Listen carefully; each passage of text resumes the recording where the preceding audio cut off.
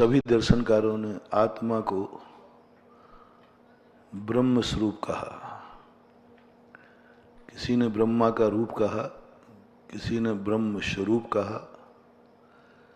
कहीं ना कहीं से हर दर्शनकार ने आत्मा को सर्वशक्तिमान कहा। जब ब्रह्म स्वरूप की बात आती है तो ब्रह्म और ब्रह्मा का अर्थ तो होता है विधाता, और विधाता का अर्थ होता है सारी दुनिया जिसके कंट्रोल में हो, वो जैसा चाहे वैसा इस दुनिया को परिणमन करा सकता है। उसकी मर्जी के अनुसार दुनिया परिणत होगी।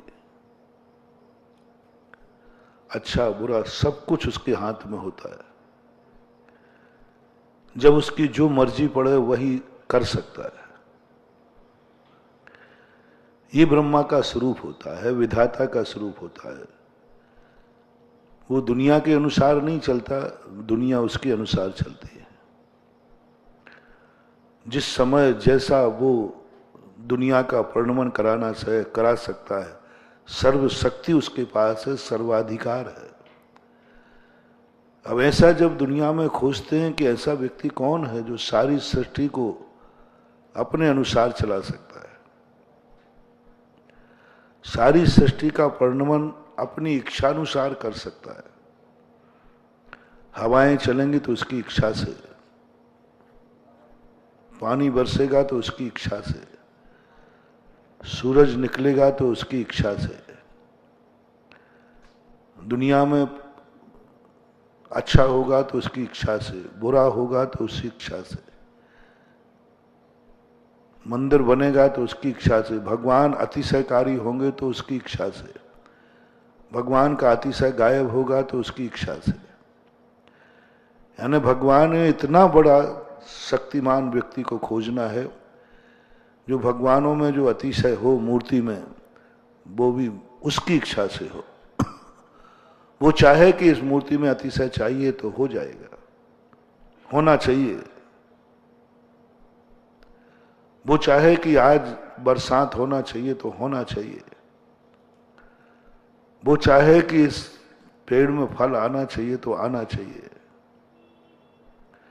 यानी उसकी इच्छाओं पर कभी भी कोई अंकुश न लगा सके, उसकी इच्छा के विरुद्ध दुनिया का कोई परिणमन न हो सके। ऐसा करने के लिए अपने अनुसार चलाना। वो जहां देखेगा कि हमें यहां फूल देखना है तो फूल ही फूल दिखेंगे। वो देखना है कि यहां हमें कांटे दिखना तो कांटे ही कांटे दिखेंगे।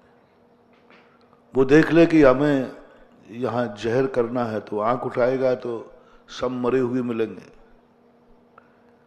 उसके अंदर शक्ति होना चाहिए कि वो आंख उठाए तो मरने वाला भी जिंदा हो जाए। ऐसी सार्वभौम शक्ति वाला कौन है? कौन है? जब हम दूसरे की तरफ देखते हैं तो कोई नजर नहीं आता, भगवान भी नहीं। भगवान दुनिया को अपनी इच्छा के अनुसार चला सकते हैं, दुनिया को मेरी इच्छा के अनुसार नहीं चला सकते। भगवान अपनी इच्छा अनुसार दुनिया को चला लेंगे, लेकिन मेरे अनुसार नहीं चला सकते। वो उनके पास एक ऐसी कला है कि दुनिया भली कैसी होती जाए, वो अपनी दृष्टि को ऐसी निर्मल बना लेते हैं कि वो जिसमें जो देखना चाहते हैं वही दिखता है। उन्होंने अपनी दृष्टि में एक ऐसी शक्ति अर्जित कर ली कि वो उनके अनुसार, सारी दुनिया उनके अनुसार ही चलती है। उनको कोई तकलीफ नहीं है। वो कह रहे सारी दुनिया मेरे अनुसार चल रही, जैसा मैं चाहता हूं, मुझे कोई इनसे तकलीफ नहीं है। तो आपकी इच्छा क्या है? बोले सीधी इच्छा है कि मुझे तो वस्तु स्वरूप मालूम है कि शराब पी रहा है तो नरक जाएगा, मरेगा, इसका स्वभाव है। मुझे शराब का स्वरूप मालूम है। शराब का स्वरूप मारना है, दुर्गति करना है, नाली में गिराना है तो गिराएगा, वो तो स्वरूप है शराब का। तो इस चीज दृष्टि वो कर लेते हैं कि सब पॉजिटिव सोच हो जाता है। अब अपन जो अपनी दृष्टि से देखें तो सर्वशक्तिमान कौन? अपने लिए जो हमारी इच्छानुसार हम सृष्टि का वर्णन कर सकें, तो वो है सब खोजने के बाद अपनी स्वयं की आत्मा। सारी दुनिया का रिमोट कंट्रोलर मेरी आत्मा है। कल मैंने कहा था सारी दुनिया की चाबी अपने पास है, हम जैसा चाहें वैसा हो सकता है, हुआ है। एक समय यहां पृथ्वी पर ऐसे पुण्यात्मा जीव थे जो यहां कल्प वृक्षों से भोजन मिलता था, कोई कुछ भी नहीं, बरसात समय सब कुछ, ऐसी भूमि थी। बस सोचना हमें है कि हमारा जीवन क्या है। ये पुद्गल वर्गणाएं सब हमारे अनुकूल प्रतिकूल हो सकती है। यदि हमारी दृष्टि में हम अपने आप की सर्वशक्ति संपन्न बना लें, हम अपने स्वरूप में स्थित हो जाए, हम अपने स्वरूप को समझ लें, और हम तुम्हारे जैसे एक विद्यार्थी को ये पता चल जाए कि मैं बहुत ऊंचे पद पर पहुंच सकता हूं, तो उसी ढंग की पढ़ाई शुरू कर देता है और वो पहुंच जाता है। हमारे कार्य उल्टे हो रहे, हम पहुंचना कहीं चाहते हैं और हमारा रास्ता कहीं और जा रहा है। हम चाहते हैं पेड़ पे आम के फल लगें, लेकिन बीज बोते हैं बबूल के। हम चाहते हैं मैं सुखी रहूं, लेकिन हम खेती करते हैं दुखों की। हम चाहते हैं कि हमारे चेहरे पर सदा हंसी रहे, और हम बोते हैं आंसू। हमें जो कुछ चाहिए है वह हमें बोना पड़ेगा। गेहूं चाहिए तो गेहूं बो, खुशी चाहिए है तो दुनिया में खुशी बांटो, खुशी फेंको जितने फेंक सको। तुमसे जितने लोग खुश हो सकें उतनी खुशी फेंको, बांटो। तुम्हारी जिंदगी में खुशी ही खुशी आएगी। निर्णय तुम्हें करना है कि तुम्हें आंसू चाहिए कि हंसी चाहिए, खुशी। आंसू चाहिए हो तो दुनिया को रुलाओ, आंसू ही देखना, आंसुओं के बीच में ही रहना, आंसू ही तुम्हें पसंद है, तुम्हारी जिंदगी आंसुओं से भर जाएगी। ये आंसू खेती है हमारे। हम दुखी होते हैं क्यों? हमने दुख की खेती की है। हमने दूसरे को दुखी करके सुख मनाया है, दूसरों को हमने दुख बांटा है, फसल दुख की आएगी। अच्छी बांटोगे, अच्छाइयां बांटोगे, अच्छे बनोगे, अच्छी फसल फंसेगी। ये सिद्धांत है, और अपन को निर्णय करना है कि हम क्या कर सकते। कल कहा था हम चाहें तो हमारी मर्जी है कि भगवान में अतिशय मेरी मर्जी से आएगा। कल उदाहरण दिया था ना, रत्न बरसेंगे तो महाराज की मर्जी से नहीं, मेरी मर्जी से। मेरी मर्जी से मेरे आंगन में रत्न बरसेंगे, महाराज की मर्जी से नहीं। महाराज की मर्जी से बरसते तो वो तो जहां हार करेंगे वहां बरसना चाहिए, पर एक दिन एक आंगन में तो रत्न बरसे और वही महाराज थे दूसरे आंगन में कुछ नहीं बरसा। कौन है रत्न बरसाने वाले? जिसके यहां हार हुआ है उस परिवार, उस व्यक्ति का सोच, उस व्यक्ति का पुण्य। कोई व्यक्ति, सब जो कुछ भी अपन को दुख मिल रहा है, सुख मिल रहा है, सब हमने चाबी भरी हुई है। हमने खुद ऐसे कर्म किए, ऐसे परिणाम किए। पुद्गल द्रव्य जड़ है, अचेतन है, दो घड़ी के समान है। घड़ी स्वयं अलार्म नहीं बजाती, आपको फिट करना पड़ता है। आप घड़ी के अलार्म से ही उठेंगे, लेकिन घड़ी में जो अलार्म भरा है वो अपने आप घड़ी में नहीं, वो हमने सेट किया है। कई बार आप लोग के जीवन में घटित होता होगा कि आप घड़ी में अलार्म भर देते हो और सो जाते हो, और जब अलार्म बजता है जो भरा था, तुम्हें गुस्सा आता है, बंद कर देते हो। अरे भाई, भरा किसने था? अब क्यों गुस्सा आ रहा है? अब बोलो कितना बावलापन है। घड़ी कहती मेरी गलती क्या, घड़ी को यूं जम के हाथ मारते हो, बंद करो उसको। क्यों बंद किया भाई, भरा तो तुम नहीं था, भूल गए। भरते समय तुमने बराबर फिट करके भरा था, इतने बजे उठना है। फिर उस घड़ी के अलार्म पे आपने बंद क्यों किया? आपको गुस्सा क्यों आ रहा है? आपको खुशी क्यों नहीं हो रही है? देखो जितने बजे का मैंने अलार्म भरा था, घड़ी ने उतने बजे मुझे जगा दिया। आपने अलार्म जागने के लिए भरा था कि गुस्सा के लिए भरा था? बोलो, अच्छे के लिए भरा था ना। तो फिर घड़ी ने जब अलार्म बजाया तो आपको गुस्सा क्यों आया? अच्छा क्यों नहीं लगा? तुरंत उठ के बैठना चाहिए, ओह घड़ी को जय जयनंद करो, तूने मुझे समय पर जगा दिया। गुस्सा आता है, चिड़चिड़ापन आता है, और घड़ी की तरफ देखते हैं, इतनी जल्दी बजा दिया इतना। अरे घड़ी कहती मैंने जल्दी नहीं बजाया, तुम कुंभकर्ण बन गए हो, तुम सो गए, मैंने तो जितना बजाया। और कई बार तो लोग घड़ी को बंद कर देते हैं। जब बंद ही करना था, घड़ी के अलार्म बनने पर तुम्हारे लिए अच्छा नहीं लगेगा तो तुम्हारे हाथ में था, भरते ही नहीं तो आराम से सोते रहते। किसने कहा था भरने को? भरते ही नहीं, अपने आप सोते रहते जब सोना हो। बस यही जिंदगी है सारी दुनिया की। अपने हाथ से अलार्म भरता है और जब वो अलार्म बजता है तो रोता है, दुखी होता है। उस समय भूल जाता है कि मैंने अलार्म खुद भरा था। कर्म जब व्यक्ति करता है उस समय भूल जाता है, कर्म का फल आता है तो भूल जाता है। और कर्म जब करता है तो उस समय ध्यान नहीं देता कि मैं ये कर्म कर रहा हूं तो इसका दंड मैं भोग पाऊंगा कि नहीं।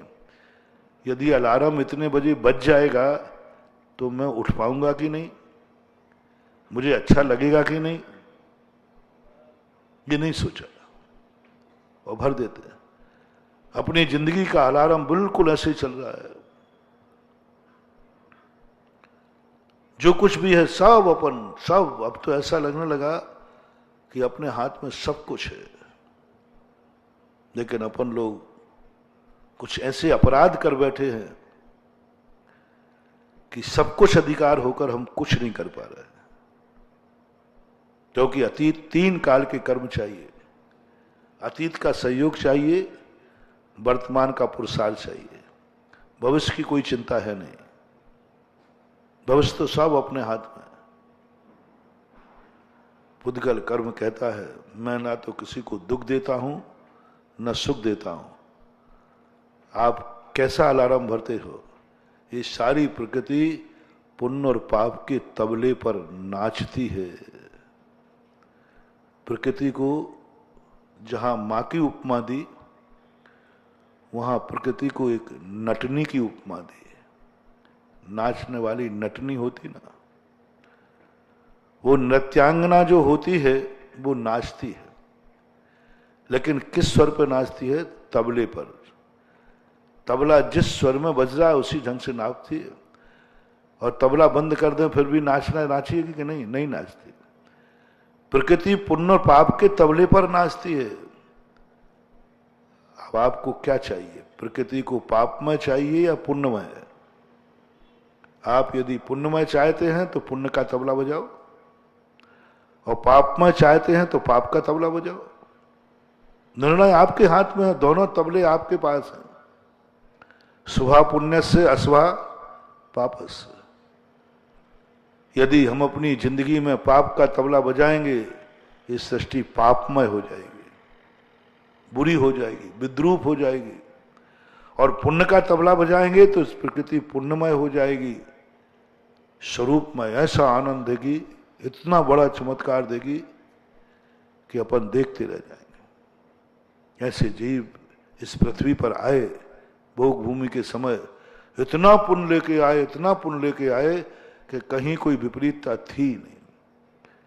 प्रकृति ने नहीं किया, पुण्यात्मा जीवों के पुण्य ने किया।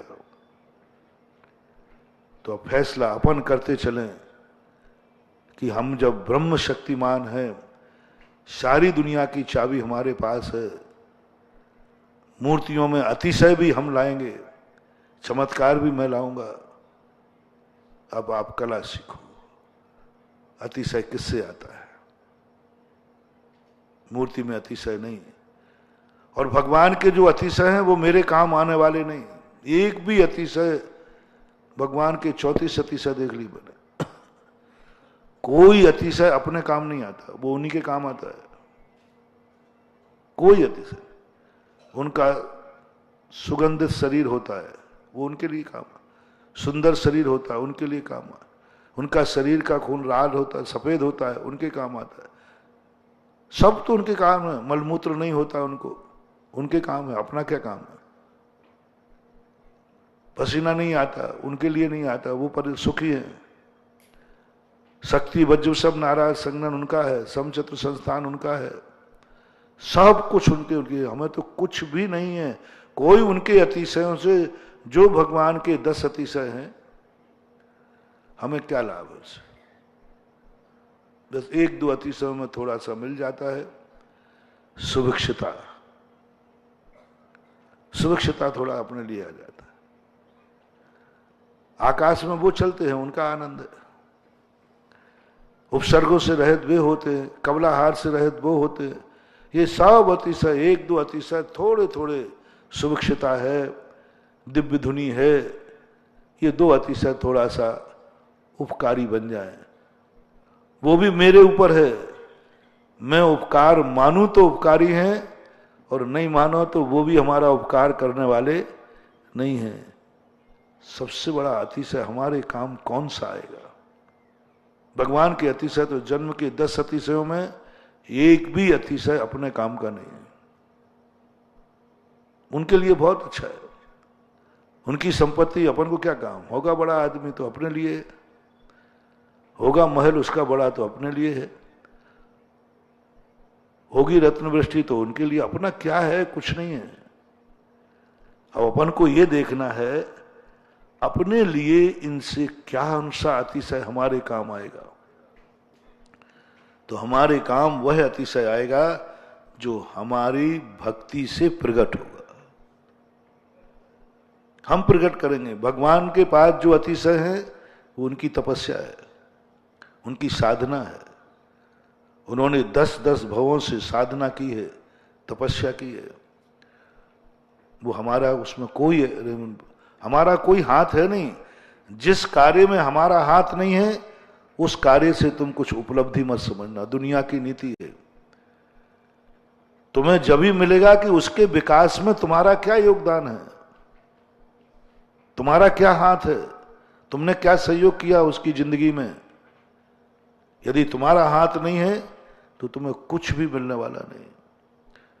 भगवान बहुत पहला एक अतिशय होता है 10 का, 10 अतिशयों में भगवान का बहुत सुंदर शरीर होता है, बहुत सुंदर। इतना सुंदर शरीर होता है कि दुनिया में कोई ऐसे दूसरा शरीर होता ही नहीं। यही शांत राग रुच भी परमाणु विस्तुम निर्मापतिस्त त्रिभुवनग ललाम भूत। हे भगवान, इस दुनिया में इतने ही परमाणु थे क्या? मुझे तो लगता है कि इतने ही परमाणु थे जिससे आपके शरीर का निर्माण हुआ। और यदि और परमाणु होते तो कोई दूसरा शरीर भी देखना। अब ये उनको सुंदर शरीर मिला, अपना क्या काम, अपना क्या सहयोग है? क्या सहयोग है? अपन ने फेरोन लवली दी होगी गोरे होने की क्रीम बना करके, है? कोई गोरे होने की क्रीम से बना होगे? नहीं, अपन ने कुछ नहीं दिया। उन्होंने खुद भक्ति सुंदर रूपम, आचार्य कहते हैं, उन्होंने पूर्व भाव में भक्ति की है। ये सुंदर रूप मिलता किससे है? भक्ति सुंदर रूपम, भक्ति से। जितना जितना हम गुणवानों की, मैंने एक बार कहीं कहा था, प्रसादन के साधनों पर बोल रहा था। प्रसादन के साधन लगाते हो आप, स्मार्ट ब्यूटी पार्लर जाते हो, इन सब में, और इससे नुकसान होता है। 2 नुकसान होते हैं। एक तो प्रसादन के साधनों से दूसरे जीवों की हिंसा भी होती है। प्रसादन के साधनों में जितने भी हैं, जीवों को मारकर बनाई जाती। जितनी ये सॉफ्ट क्रीमें हैं ना, क्रीम जो सॉफ्ट करती हैं, इनमें नियम से चर्बी डलती ही है, किसी ना किसी की चर्बी होती है, क्योंकि वो चर्बी का जो तेल है ना, उसी से तो स्निग्धता आती है। कोई दुनिया का पदार्थ नहीं है जो स्निग्धता ला सके। ना जानवरों की चर्बी, किसी ना किसी को मारा जाता है, और मरे की चर्बी काम नहीं आती। जितने भी प्रसाधन के साधन, जितनी भी सॉफ्ट क्रीमें होती हैं, और खासतौर से जो महंगी होती हैं, चाहे वो साबुन हो अथवा कोई क्रीम हो, ये सब जीवित कोई जानवर को उसकी चर्बी में से निचोड़ा जाता है, वो उसमें डाला है। जितनी महंगी साबुन होगी, वो नियम से समझना किसी की जिंदगी समाप्त करके बनाई गई। जितनी भी महंगी क्रीमें होंगी, निश्चित समझना वो किसी की जिंदगी समाप्त करके बनाई गई। जितने भी उत्कृष्ट सेंट होते हैं, ये सब वही होते हैं, जानवरों के शरीर में से निकलते। तो एक हानि हुई, तुम्हारा प्राणी संयम नहीं रहा।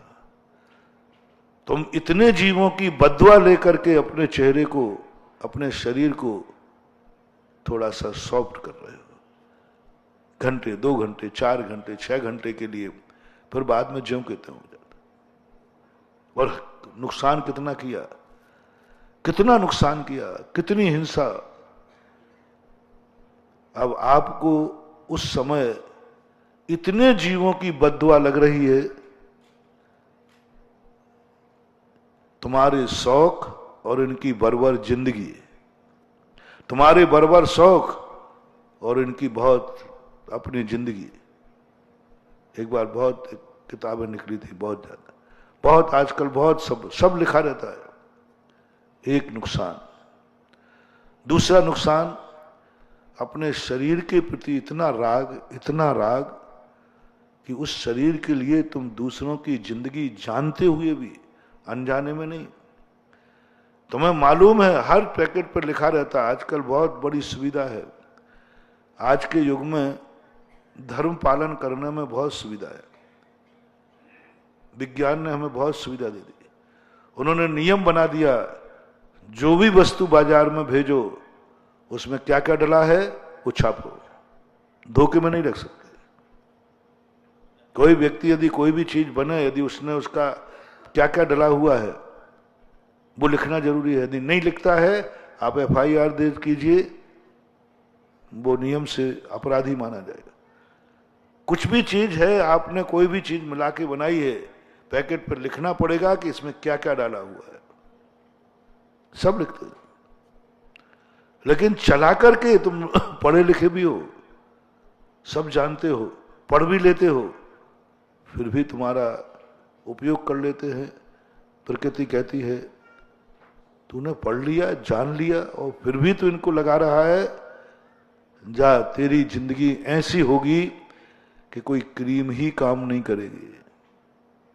अब देखो ना, बॉर्न चाइना, अब बॉर्न आने क्या होता है, अब ये भी पूछने की जरूरत है। पूरा उसका नेट पे निकलवाया, बॉर्न आने हड्डी। अब बॉर्न चाइना इतना बड़ा चल रहा है, संगी पंचेंद्र की हड्डी है, पशुओं की हड्डी उसमें डलती ही है। बस वो चीन के जानवरों की हड्डी है, बस इतना है। अब बॉर्न चाइना में चाय पीने वाला, बॉर्न चाइना में बर्तन खाने वाला, जिंदगी भर भी पूजा कर ले, हार दे दे। मैं तो कहता हूं, बॉर्न चाइना का प्लेट को छूने वाला व्यक्ति भी छू भी ले तो अभिषेक के करने लायक नहीं, उसे नहाना पड़ेगा।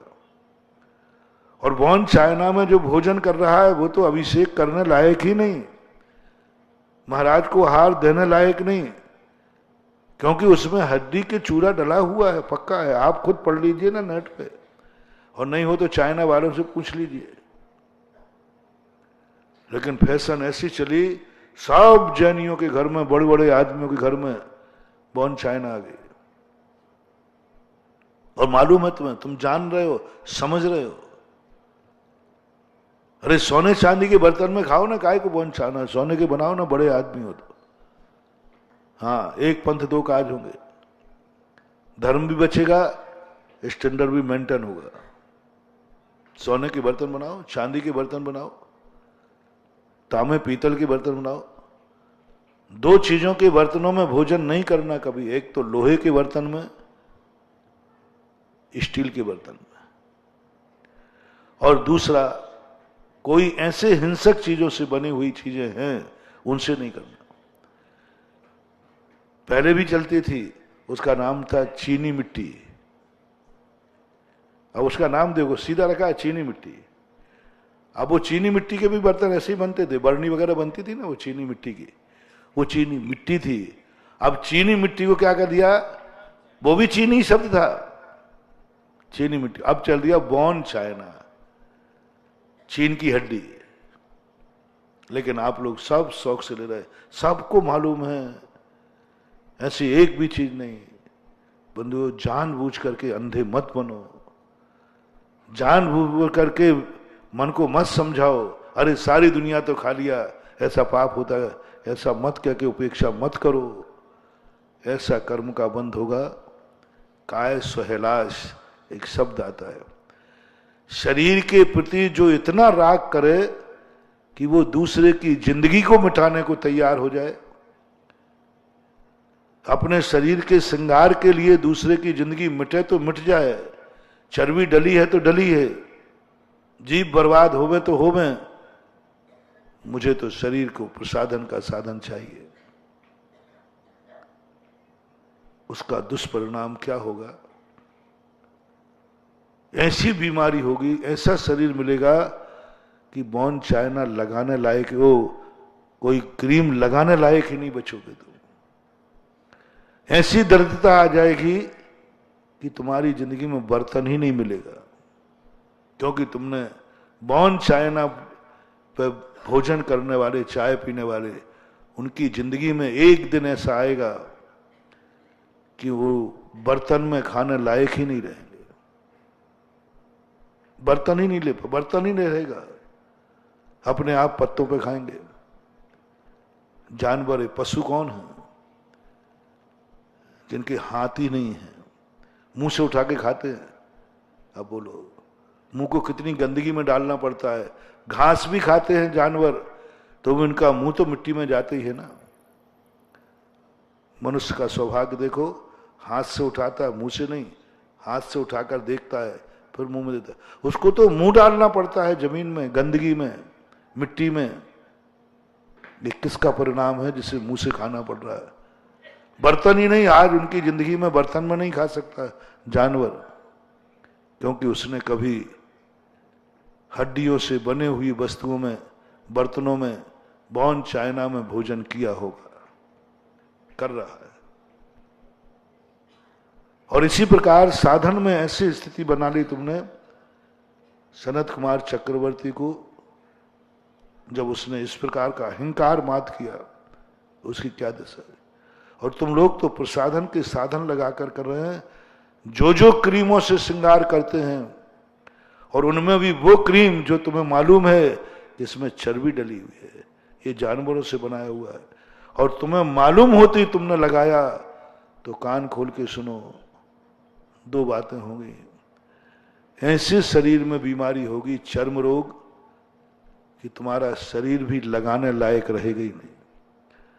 और या ऐसा ब्लैक डायमंड, ऐसा शरीर काला मिलेगा, फिर कोई क्रीम काम करेगी।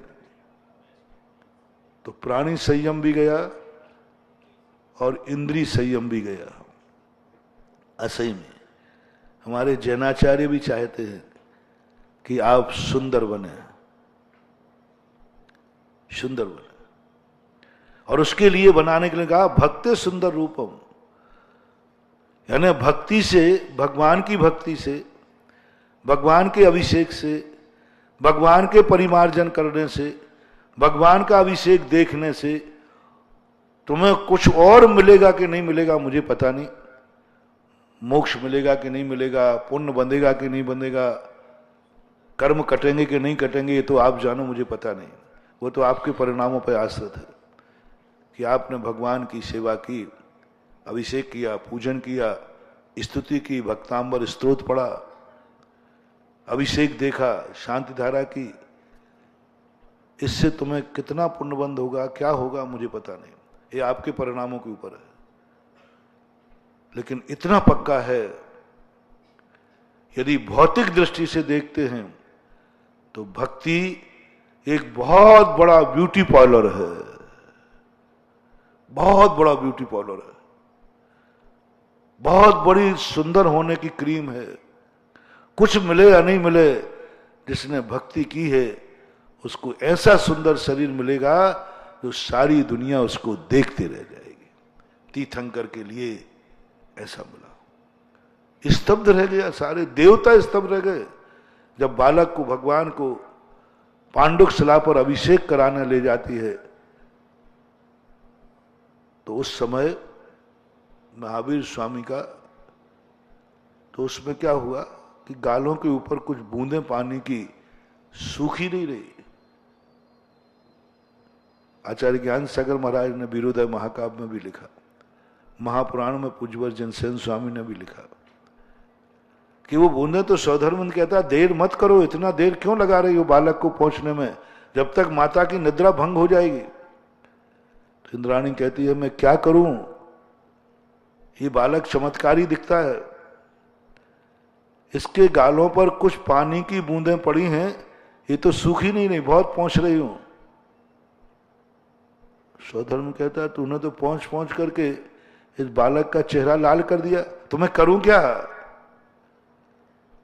सौधर्म कहता अरे बावली, ये पानी की बूंदें नहीं हैं, भगवान का चेहरा इतना पारदर्शी है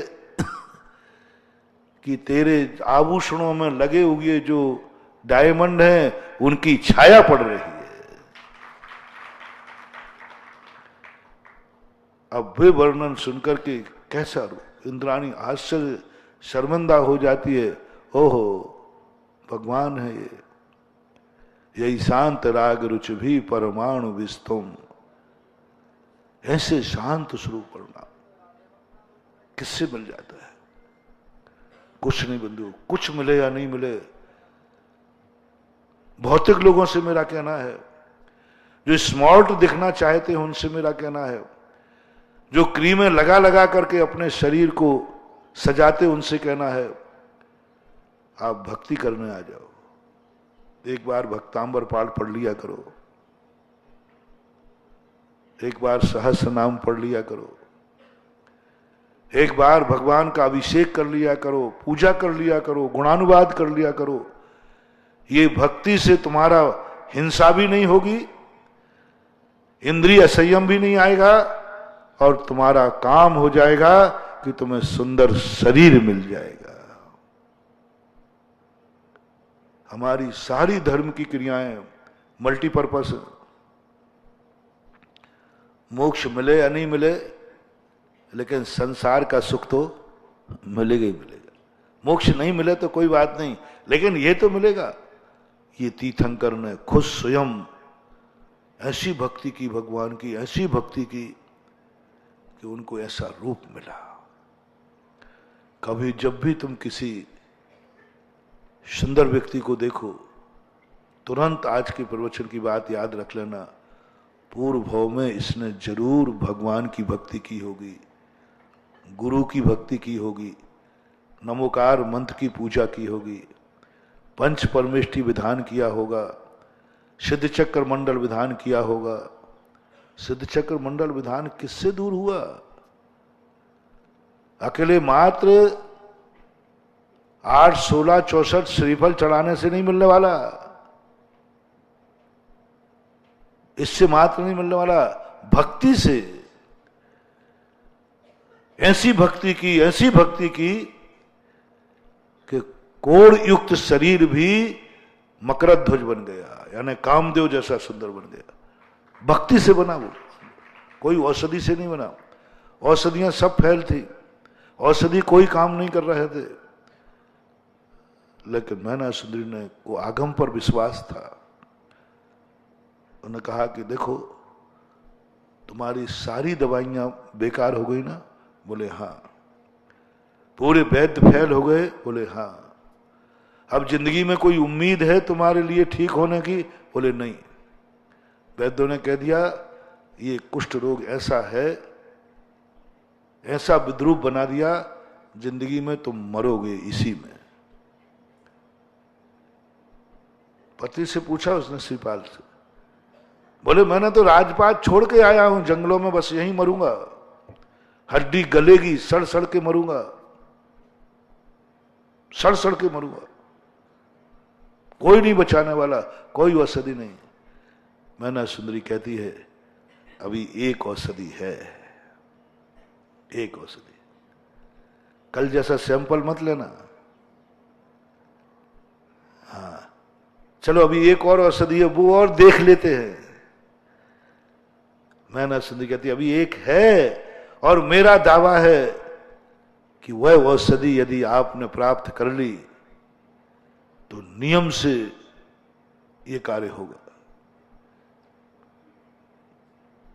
क्या किया उसने? भक्ति की, भक्ति की। और बोले सबसे बड़े भगवान की भक्ति करो, सिद्ध भगवान की भक्ति की, क्योंकि रोग भी बड़ा था। ध्यान रखना, जितना बड़ा रोग हो डॉक्टर की क्वालिटी एक ही होती है कि अलग अलग होती है?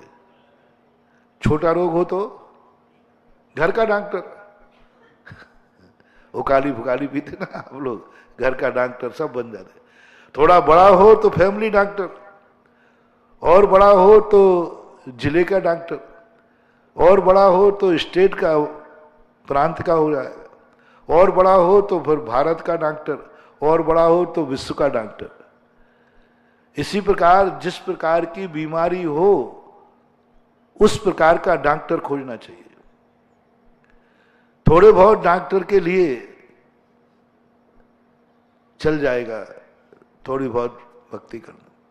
यदि तुम्हारी बीमारी, तुम्हारी परेशानी इतनी बड़ी है कि सारे पुरुषार्थ फेल हो गए, तो आप केस को रेफर्ड कीजिए आपके घर के चैत्यालय में, आपके घर के मंदिर। पहली बात तो आप घर में ही माला फेर लीजिए, घर में ही भगवान का नाम ले लीजिए। छोटी मोटी विपदाएं तो वहीं निपट जाएगी, मंदिर आने की जरूरत नहीं है, वहीं निपट जाएगी, सब वहीं निपट जाएगा, कोई ज्यादा करने की जरूरत नहीं। लेकिन उससे नहीं निपट रही हो तो अब थोड़ा सा घर छोड़ के मंदिर में आओ, जो तुम्हारा गृह चैत्यालय हो। उससे भी कुछ नहीं हो रहा है तो उस नगर का जो प्रसिद्ध मंदिर हो, पंचायती, जिसमें पूरे नगर की श्रद्धा हो, पूरा नगर उसे प्रभावित मानता, पूरा नगर। मंदिरों में मैंने पहले ही कहा ना कि मूर्ति सब जगह एक सी बैठी है, मंदिर सब एक से ही है, लेकिन सारी मूर्तियों सभी मंदिरों में अतिशय नहीं होता,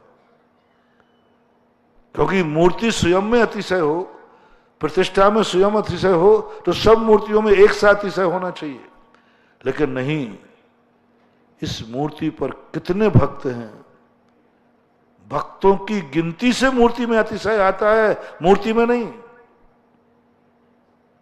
मैंने एक दो बार और पहले कहा था, मूर्ति में अतिशय नहीं आता। मूर्ति को देखो, इस मूर्ति के कितने भगत हैं उसकी काउंटिंग करो, कितनी काउंटिंग है। जिस मूर्ति को जितने ज्यादा लोग श्रद्धा रखते हो, उस मूर्ति में उतना ही ज्यादा अतिशय होता है, ये निश्चित समझना,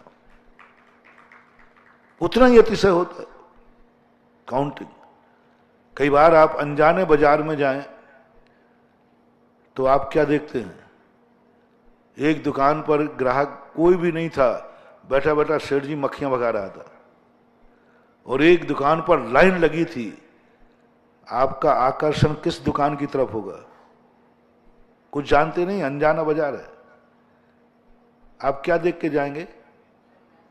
जो मक्खियां भगा रहा है उसके बाद तुरंत मामला गड़बड़, इसका माल गड़बड़ है, दुकान गड़बड़। और जहां लाइन लगी थी और वो दुकानदार बुला भी रहा है, इधर आ जा भाई, मैं खाली बैठा हूं, जल्दी निपटा दूंगा, 2 रुपए सस्ते में भी दे दूंगा, कम में भी दे दूंगा, तू चल आ तो जा भाई।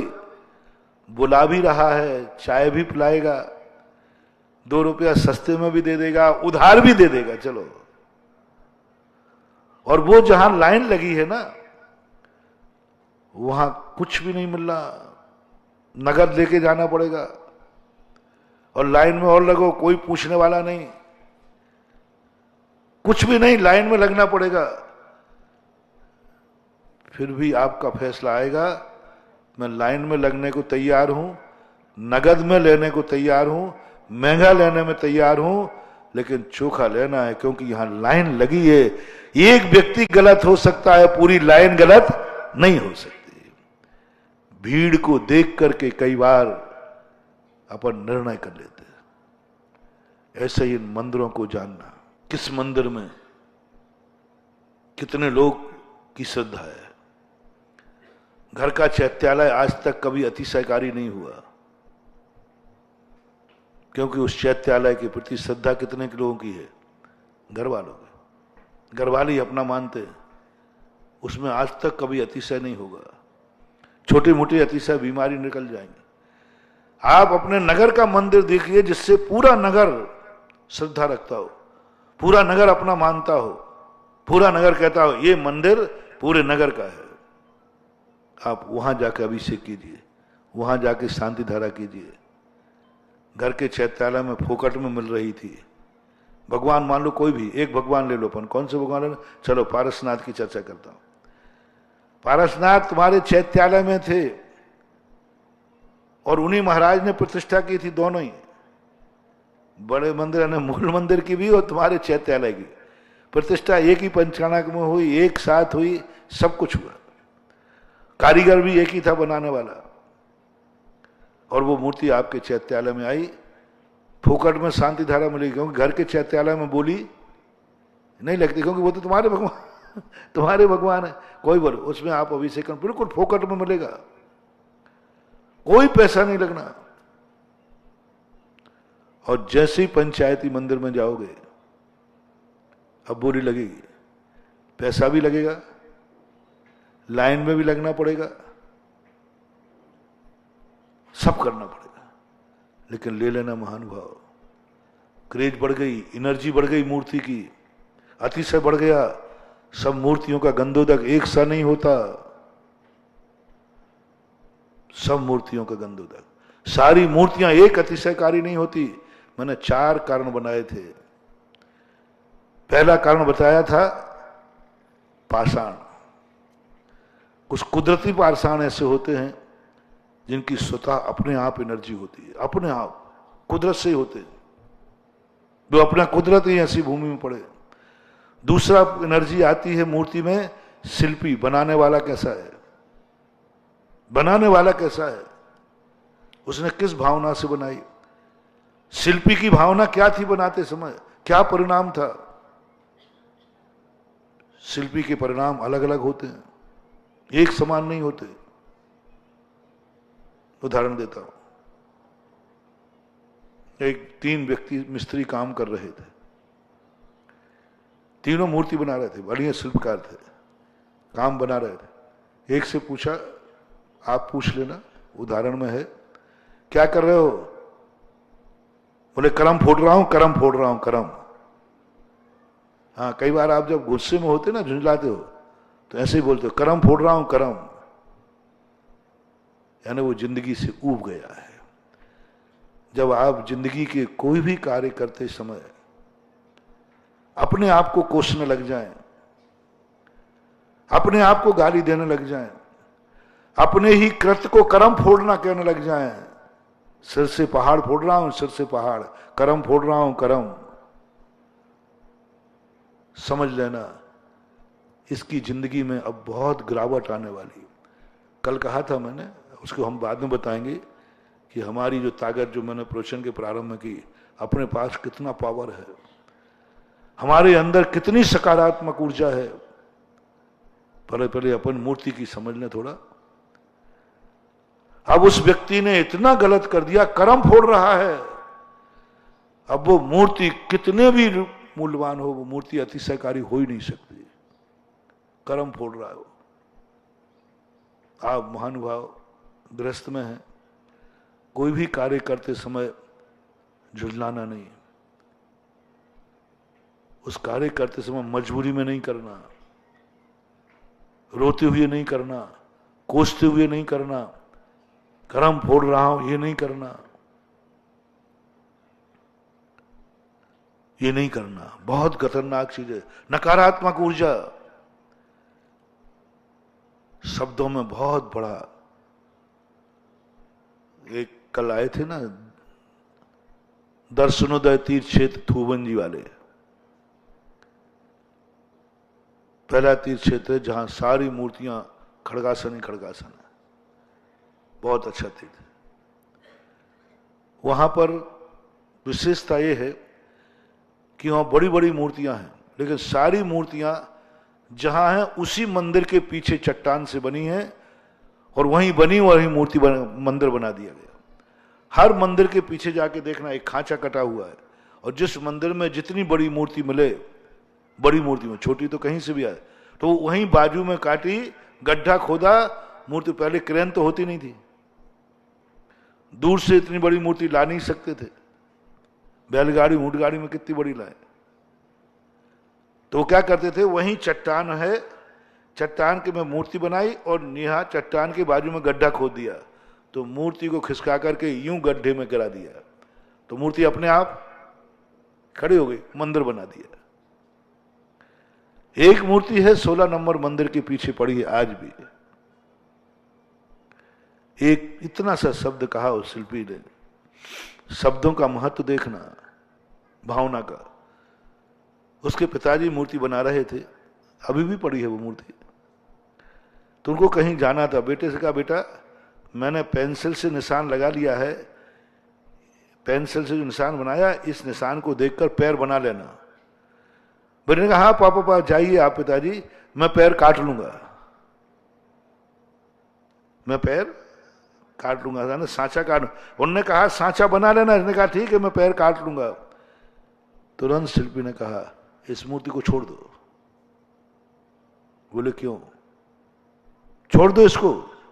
बोले क्यों? बोले तूने पहले ही बोल दिया है कि मैं पैर काट लूंगा, ये मूर्ति बनते बनते खंडित होगी, छोड़ दो। अब तेरे एक शब्द ने सगुन बिगाड़ दिया।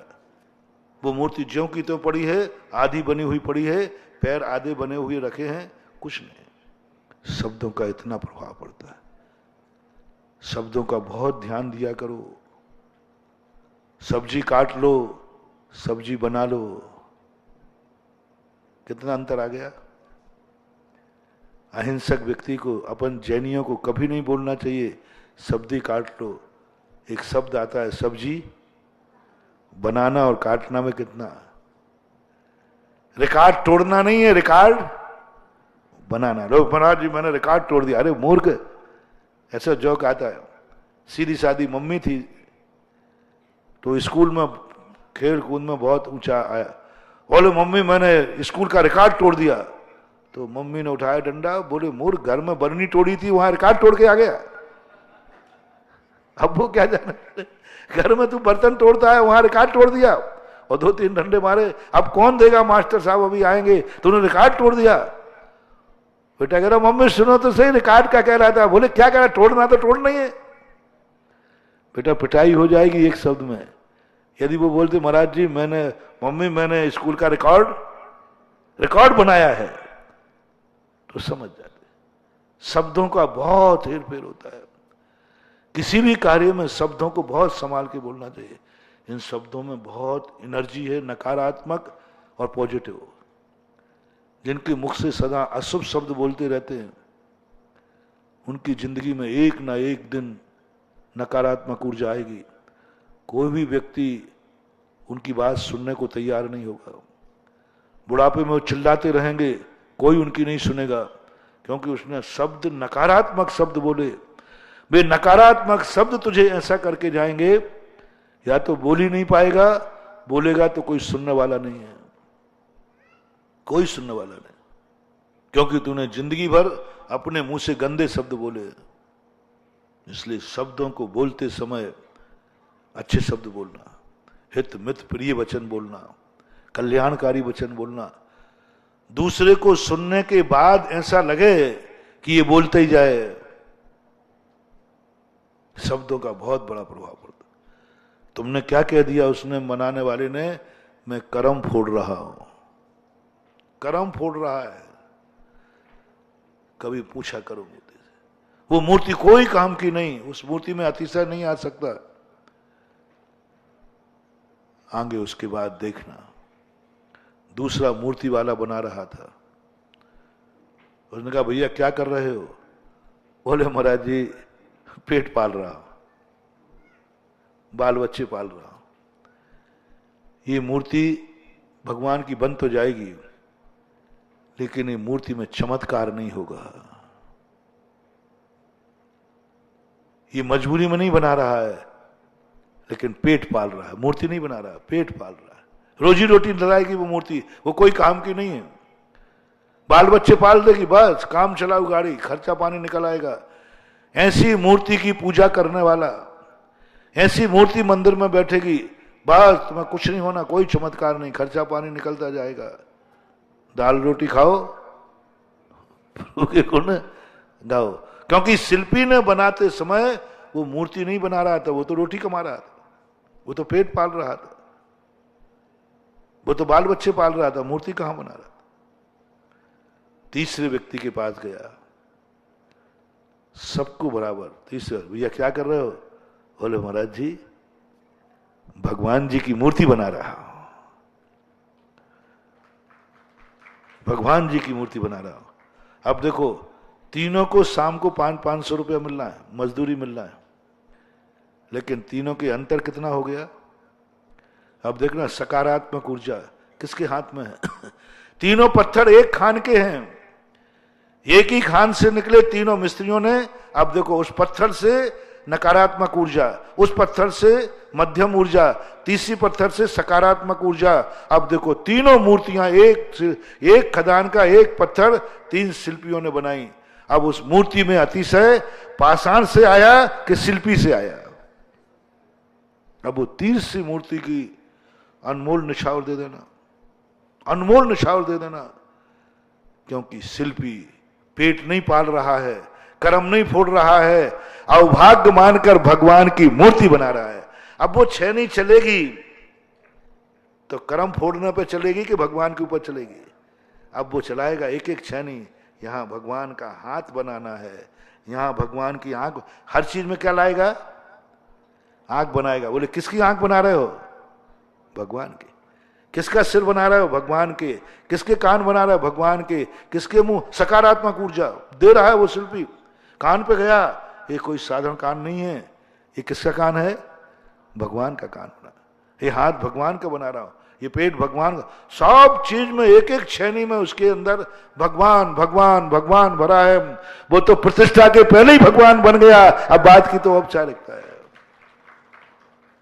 कितनी छेनियां चली थी मूर्ति बनने में? एक मूर्ति बनने में कितनी छेनी हथौड़े चलते? 1 करोड़? हाँ, हो जाएगा 1 करोड़ की बात हो गई। 1 करोड़ छेनी जिसमें चल गई हो, और हर छेनी में भगवान, हर छेनी में भगवान। समझ लेना, ये मूर्ति बहुत चमत्कारी है। गोमतेश बाहुबली का यही इतिहास है। शिल्पी ने, उसकी मां ने पूछा कि बेटा क्या कर रहे हो? तो बोले फलाने के यहां मजदूरी कर रहा हूं, फलाने के यहां मजदूरी कर रहा हूं। ये क्या देता आज फलाने के मकान में? उस दिन शिल्पी बोला, बोले मां अब मैं कहीं कोई काम नहीं कर रहा हूं, अब मैं भगवान बाहुबली की मूर्ति बना रहा हूं। मां ने कहा आज मजदूरी नहीं आई इसकी, आज किसी सेठ का नाम नहीं लिया, इसके मतलब भगवान भगवान बना रहा है। हाँ मां। मां ने कहा ये भगवान कैसे बनेंगे? ये भगवान कैसे बनेंगे मेरे बेटे के द्वारा, मिस्त्री के द्वारा? बोले बेटा सही बोल, क्या बना रहा है अभी बोल दे। मजदूरी कर रहा है कि भगवान बना रहा है? वो सोने की घटना नहीं बता रहा हूं। बोले मां भगवान बना रहा हूं।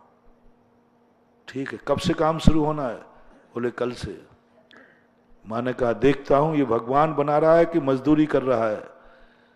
उसने भोजन में नमक डालना बंद कर दिया और परोस दिया, क्योंकि माँ जानती थी ये भगवान बनाएगा तो 24 घंटे इसको क्या घूमेगा, भगवान भगवान भगवान भगवान। आप लोगों को टेंशन हो जाता ना तो सब खाते पीते समय क्या घूमता है, वही टेंशन।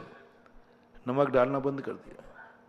उस शिल्पी को पता ही नहीं, क्योंकि दुनिया में सबसे ज्यादा प्रिय रस कौन सा है, और रस मिले या नहीं मिले लेकिन नमक सबसे प्रिय। मीठा नहीं मिले चल जाएगा, घी नहीं मिले चल जाएगा, दूध आदि नहीं मिले चल जाएगा, लेकिन नमक तो मस्ट है सारी दुनिया का। उसने कहा नमक, उसको स्वाद ही नहीं, पता ही नहीं। पूरी मूर्ति बन जाने के बाद बोले मां आज पूर्ण मूर्ति करके आया हूं, अब मेरे काम हो गया। और भोजन करने वाला बोले मां आज तू भूल गई, नमक क्यों नहीं डाला, नमक नहीं डाला तूने आज, भूल गई। मां ने अपने बेटे से कहा बेटा ये मूर्ति ऐसी बनी है तेरे से, सारा जगत इसकी पूजा करेगा, सारे विश्व में इसकी दूसरी होड़ नहीं बन पाएगी। ये बेजोड़ मूर्ति होगी, ऐसी मूर्ति अब नहीं बनेगी कभी, न ऐसा कोई शिल्पी मिलेगा। आज तक बाहुबली की कोई टू कॉपी नहीं कर पाए। दक्षिण भारत में भी बहुत सारे शिल्पियों ने गोमटेज बाहुबली की नकल की, बाहुबली से बड़ी बड़ी मूर्ति बैठा ली 65 फुट की भी, लेकिन जो बाहुबली की है वैसी मूर्ति नहीं बन पाई। आप लोग तो दक्षिण भारत जाते हैं, वहां और भी बाहुबली की मूर्तियां हैं कि नहीं, उनमें बाहुबली में अंतर है कि नहीं, बहुत अंतर। किसका कमाल था। बोले बेटा मैंने तो बरसों से नमक नहीं डाल रहा हूं, आज तुझे पता चला, इसका अर्थ है तूने मजदूरी नहीं की है, तूने सही में भगवान को बनाया है कि खाते समय भी तेरे मन में भगवान घूमते थे। आज बेजोड़ पूर्ण बाहुबली। मूर्तियों के ढेर मत लगाओ रे मंदिरों में। आज मूर्ति मार्केट बन गया, मूर्ति बाजार बन गया, आज मार्केट बन गया, सब रेडीमेड मूर्ति लाओ बनाओ, बाजार हो गया, मार्केट हो गया, व्यापार हो गया। और मंदिर भी खूब बन रहे हैं, खूब भर रहे हैं मंदिरों में मूर्तियां, लेकिन मूर्ति में अतिशय नहीं हो रहा है, चमत्कार नहीं हो रहा है, कोई एनर्जी नहीं आ पा रही। जो एनर्जी चाहिए, प्रतिष्ठा पाठों में लिखा शिल्पी की पूजा, शिल्पी का सम्मान, शिल्पी का त्याग। कौन कौन से गुण शिल्पी में होना चाहिए जो भगवान की जिनेन्द्र देव की मूर्ति बनाए। तो तीसरे ने जब कहा कि मैं जिनेन्द्र देव की मूर्ति बना रहा हूं, मूर्ति बना रहा हूं, अब तीनों में कितना अंतर है, तीनों को बराबर वेतन मिल रहा है। एक कर्म फोड़ रहा था, एक पेट पाल रहा था, और एक भगवान की मूर्ति बना रहा है। अब तीसरा है, तीसरे नंबर वाले की मूर्ति अनमोल है, वो है अतिशयकारी, एनर्जी भर दी उसने। ऐसी मूर्ति मिलना चाहिए। आगे का स्टेप है, बनाने वाला दाता कैसा है। शिल्पी अपने लिए तो मूर्ति बनाता नहीं है, बनवाने वाला कैसा है। अब देखना, तुम कहते महाराज मूर्तियों में अतिशय आता कैसे है, सब भगवान की मूर्तियां हैं, सभी भगवान एक नाम के हैं, सब प्रतिष्ठाएं, अलग अलग अतिशय क्यों होता है। बनाने वाला कैसा है, किस भाव से बनाया, उसने द्रव्य कैसा लगाया, मान के लिए, कसाय के लिए, लोभ के लिए, कंजूसी में बनाया, लोभ से बनाया, अतिशय।